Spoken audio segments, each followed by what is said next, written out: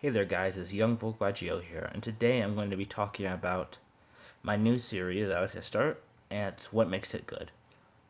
And this is basically to go over decks of relevance and not irrelevance, and just talk about what makes them good, what cards make their ace plays, and just more so like a highlight of the deck, and to show like the general theme of it. Just if anybody wants to play out there, they can pick it up rather easily, and they don't have to go through the process of having to watch videos because good amount of times you look at every card in the deck, you won't always know the most ideal plays. You'll know some rudimentary plays, but it might take time. So this is just to simplify the process for anybody looking for something easy.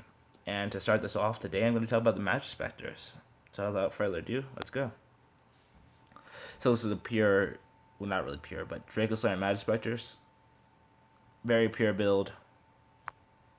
Capsizes on most of every card. Dracos are just there to add additional consistency for lack of monsters. But anyways, here's how it goes.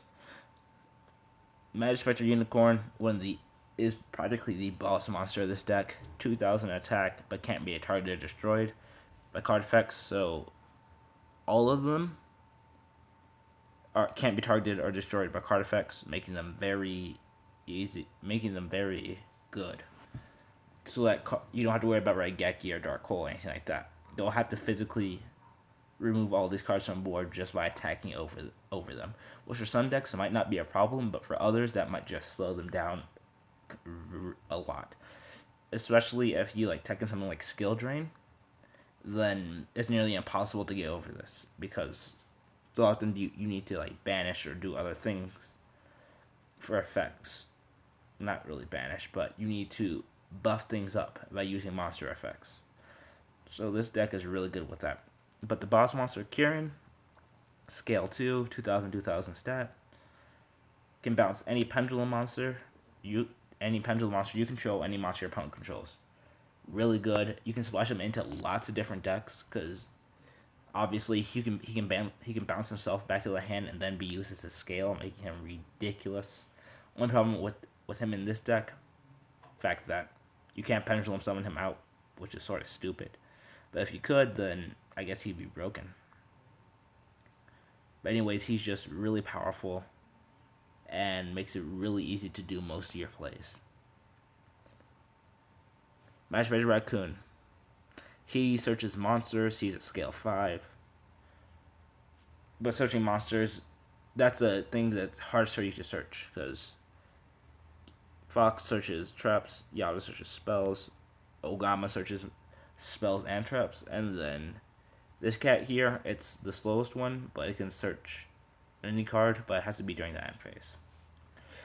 But anyways, these are like two of the ace monsters of the deck, and if you want to splash in the engine, and by engine I mean Unicorn, Raccoon, they also splash in Ogama. If you're going to be running any of the back row for the deck, because he can search it all out. But it has to be set. You can't use that turn, so it's a bit slow, but that's no problem when you're setting things like Solemn Strike, because this deck has its own Solemn Strike. So next, Field Spell gives all of them a 300 boost to attack and defense, making it really good, because they all have relatively low stats. So this allows them to get that little edge over certain monsters and attack over them, or just last like a turn or two longer. So then there's Majespecter Tempest. It's Solemn Strike. You just have to tribute Majespecter, so it's the best card in this entire deck. It's Solemn Strike. Solemn Strike, that's a common, recyclable, and searchable. What more could you want? You don't have to search it using like Guiding Ariadne, which is what most Draco decks did. But with this deck, you can just summon QB or Ogama, and it's a free search, or Nikomata. And the other card that makes this deck good, Supercell. Supercell, you just can't negate match after cards effects, so this is what will allow you to attack in Skill Drain and cards like that, because if you flip this first and then you flip Skill Drain, your monster's effects can't be negated, so they have no option but to bring out like a big boss monster, which for stuff like Blue Eyes, nowhere near a problem. But for other decks, it can be like, what the hell? I had no way to attack over these guys. There's no way to just clear the board easily.